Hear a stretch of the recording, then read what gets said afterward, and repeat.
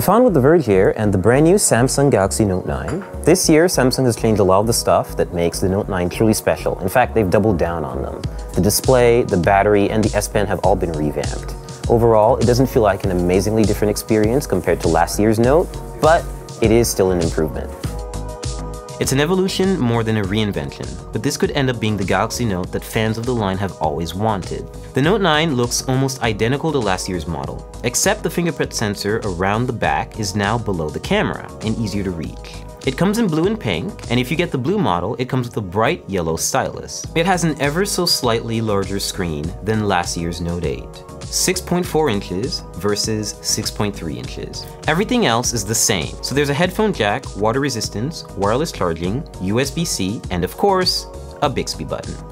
The more substantial changes to the Note 9 are elsewhere, starting with the largest battery that's ever been in a Note phone. It's 4,000 milliamps. And since the Note 7 disaster hasn't yet been forgotten, Samsung is taking some extra precautions with its own safety checks and also having it validated and certified by outside companies. Above all else, the Galaxy Note 9 is about productivity, getting stuff done.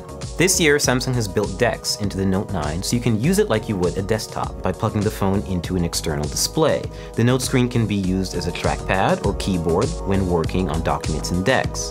This turns the Note 9 into a really portable PC with minimal fuss. Samsung is loading the Note 9 up with powerful hardware and best-in-class LTE speeds to make sure it's fit for that job. There will be two models of the phone, a 128GB storage option with 6GB of RAM, and the top-end 512GB version with 8GB of RAM. That much memory should make the Note 9 a true multitasking champ. The Note 9 runs on the Snapdragon 845 processor, but Samsung says it has made improvements to the GPU. There's even a new water carbon cooling system in the Note 9, which is supposed to keep it cool when you're playing games, like, you guessed it, Fortnite. I even asked the Samsung rep if there really is water inside of the Note 9, and it turns out, yes there is. The rear camera is pulled right from the Galaxy S9 Plus and has the same dual aperture capabilities with a secondary lens for portrait shots. New this year is AI-powered scene recognition. The Note 9 will try to automatically detect what your subject is and adjust things like contrast, saturation, and white balance without you having to do any of it yourself. The camera will also alert you if a shot was blurry or if someone blinked. This type of thing doesn't fare so well in other phones, so we're gonna have to figure out if Samsung's implementation is any better. You can always turn it off and stick to the manual or auto modes if you prefer. And because this is a Samsung Galaxy Note, of course there's an S Pen, which now has Bluetooth Low Energy built in. Bluetooth gives Samsung's stylus new functionality. Its button can act as a remote camera shutter, a presentation clicker, or control your music. By default, pressing and holding that button opens the camera, but you can customize it to open any app you want. It works from up to 30 feet away, and Samsung has built in a supercapacitor for rapid charging when it's inside the phone. You should never have to worry about the S Pen's battery life.